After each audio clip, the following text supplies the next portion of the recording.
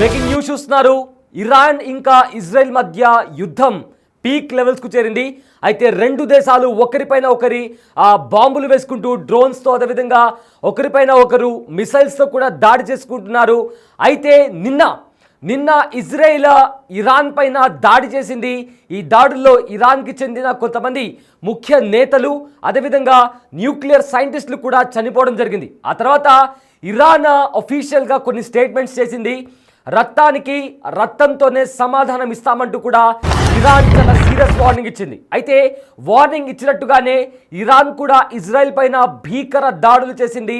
ఇజ్రాయెల్లో ఉన్న ఏవైతే వెపన్స్కి సంబంధించి వాళ్ళు ఎక్కడి నుంచి అయితే అటాక్ చేస్తున్నారో అదే ప్లేస్లోకి మిసైల్స్తో, డ్రోన్ బాంబులతో కూడా ఇరాన్ విరుచుకుపడింది.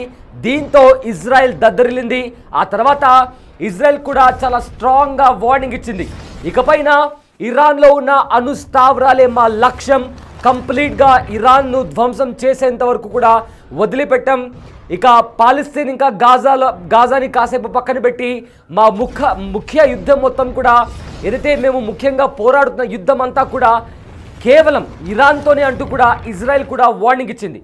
అయితే ఈ యుద్ధానికి సంబంధించిన కొన్ని విజువల్స్ కూడా ఇప్పుడు ప్రజెంట్ మనం బిగ్ టీవీ స్క్రీన్ పైన చూస్తున్నాము.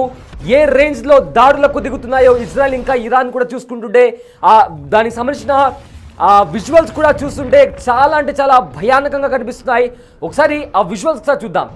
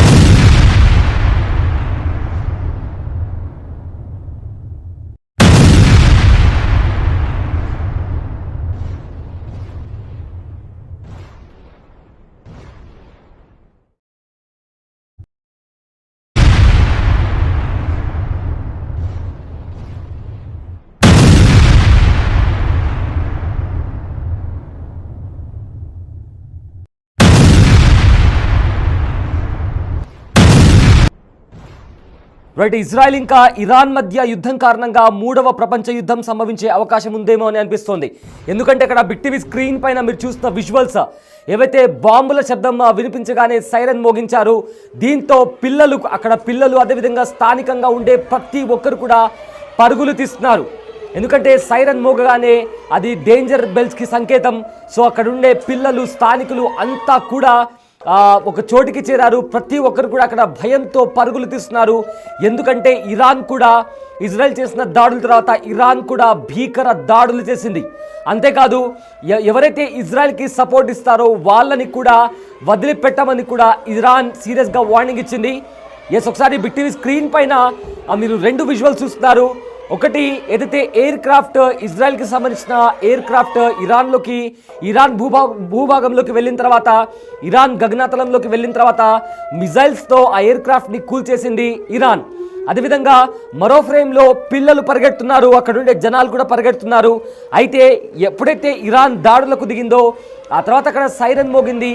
దీంతో అక్కడుండే స్థానికులు అదేవిధంగా ప్రజలు కూడా భయంతో పరుగులు పెడుతున్నారు.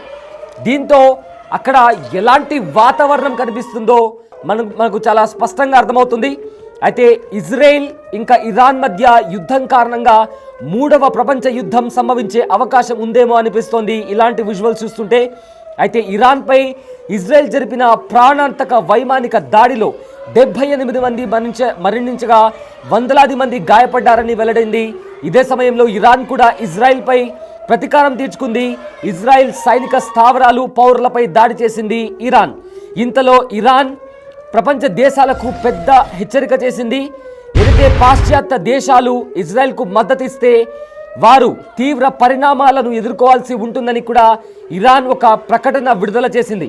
ఇరాన్ వైమానిక దాడిని ఆపడంలో పాశ్చాత్య దేశాలు ఇజ్రాయెల్కు సహాయం చేస్తే అమెరికా, బ్రిటన్, ఫ్రాన్స్ సైనిక స్థావరాలు, వారి యుద్ధ నౌకలను లక్ష్యంగా చేసుకుంటామని కూడా ఇరాన్ తెలిపింది. ఇదిలా ఉంటే ఇరాన్ ప్రజలు ఏదైతే ఇబ్బందులు ఎదుర్కొంటున్నారో వాళ్ళ గురించి మాట్లాడుతూ కూడా ఇజ్రాయెల్ ప్రధాని నేతన్యాహు కూడా ఒక విజ్ఞప్తి చేశారు. ఇరాన్ ప్రజలు అక్కడి డిక్టేటర్షిప్ని వ్యతిరేకంగా నిలబడాలని కూడా నేతన్యాహు పిలుపునిచ్చారు. అయితే ఇజ్రాయెల్ పోరాటం మీకు వ్యతిరేకం కాదు, ఇరాన్లో ఉన్న డిక్టేటర్షిప్కి వ్యతిరేకంగా అని కూడా అన్నారు. అయితే ఇజ్రాయెల్ సైనిక చర్య ఇరాన్ ప్రజలకు స్వేచ్ఛకు మార్గం సుగమం చేస్తుందని కూడా ఆయన అన్నారు. ఇక ఇజ్రాయెల్ దాడుల తర్వాత ఇరాన్ సుప్రీం నాయకుడు అలీ ఖొమేనీ ఆగ్రహం వ్యక్తం చేశారు. ఇజ్రాయెల్ యుద్ధాన్ని ప్రారంభించిందని, ఇప్పుడు ఈ యుద్ధం నుండి బయటపడలేమని ఆయన అన్నారు. ఈ నేరం నుండి ఇజ్రాయెల్ తప్పించుకోలేదని, అది తనకు తానుగా బాధాకరమైన విధిని ఎంచుకుందని కూడా ఆయన అన్నారు. అయితే ఇజ్రాయెల్ కోసం నరకం తలుపులు తెరుచుకుంటాయని కూడా, మనం ఇజ్రాయెల్ను నాశనం చేస్తామని కూడా ఆయన అన్నారు. అయితే ఇజ్రాయెల్పై ఇరాన్ తీసుకున్న ప్రతీకార చర్యకు ఆపరేషన్ ట్రూ ప్రామిస్ 3 అని పేరు పెట్టారు. అదే సమయంలో ఇజ్రాయెల్ నిర్వహించిన వైమానిక దాడికి ఆపరేషన్ రైజింగ్ లయన్ అని పేరు పెట్టారు. దాడులు చేయడమే తప్ప దెబ్బ తినడం తెలియని ఇజ్రాయెల్కు ఈసారి చేదు అనుభవం ఎదురైంది.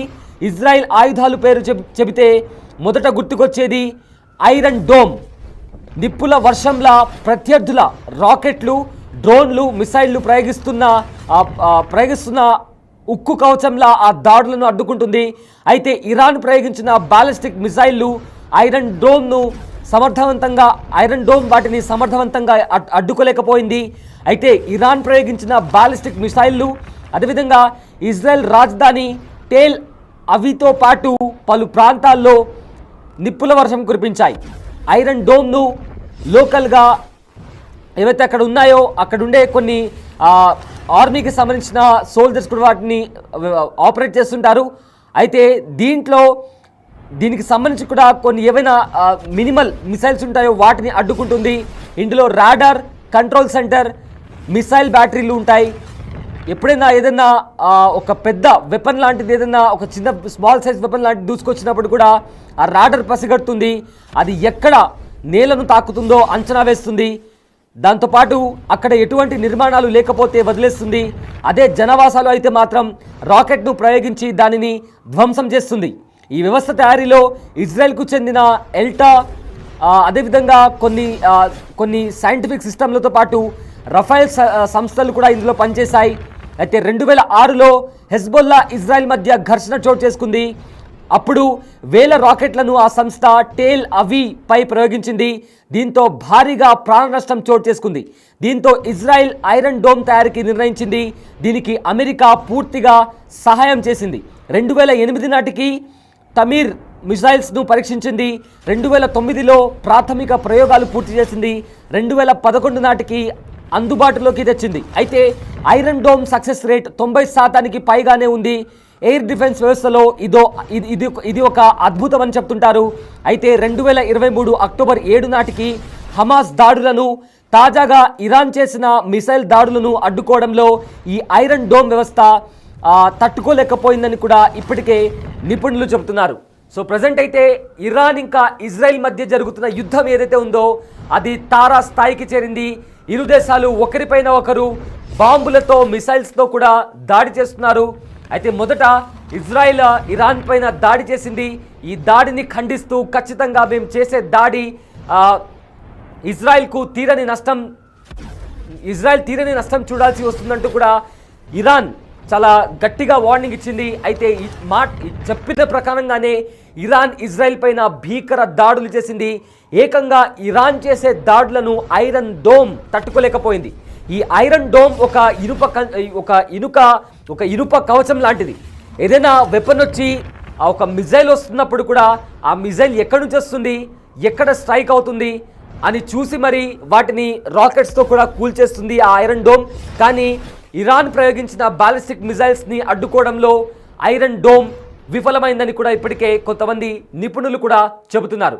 బిగ్ టీవీ స్క్రీన్ పైన ఇరాన్ ఇంకా ఇజ్రాయెల్ మధ్య నెలకొన్న యుద్ధ వాతావరణం గురించి మీరు ఆ విజువల్స్ చూస్తుంటేనే చాలా స్పష్టంగా అర్థమవుతుంది ఎలాంటి దారుణమైన పరిస్థితులు అక్కడ నెలకొన్నాయో. అయితే ఇప్పటికే ప్రపంచంలోని కొన్ని దేశాల మధ్య యుద్ధం జరుగుతుంది. ఒకవైపేమో రష్యా ఇంకా ఉక్రెయిన్ కూడా పరస్పరంగా దాడులు చేసుకుంటున్నాయి. రీసెంట్గా ఏవైతే గత మూడేళ్లుగా రష్యా ఇంకా ఉక్రెయిన్ మధ్య జరుగుతున్న యుద్ధంలో ఎన్నడూ లేని విధంగా ఉక్రెయిన్ రష్యా పైన దాడి చేస్తే రష్యా కూడా అదే విధంగా ఉక్రెయిన్ పైన దాడి చేసింది.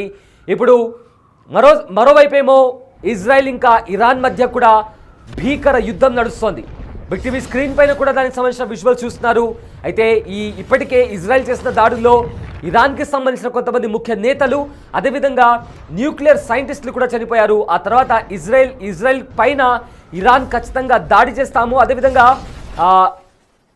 రక్తానికి రక్తంతోనే సమాధానం ఇస్తామంటూ కూడా ఇరాన్ వార్నింగ్ ఇచ్చి ఇజ్రాయెల్ పైన దాడికి దిగింది. అదేవిధంగా ఎవరైనా ఇజ్రాయెల్కి సహాయం చేసినా లేదా డిఫెండ్ చేసుకోవాలని చూసినా కూడా వాళ్ళపైన కూడా దాడి చేస్తామంటూ కూడా ఇరాన్ సీరియస్గా వార్నింగ్ ఇచ్చింది. సో దీంతో మూడవ ప్రపంచ యుద్ధం వస్తుందా అనే అనుమానం ప్రజెంట్ ఇప్పుడు ఎక్స్పర్ట్స్ కూడా అదే చెబుతున్నారు.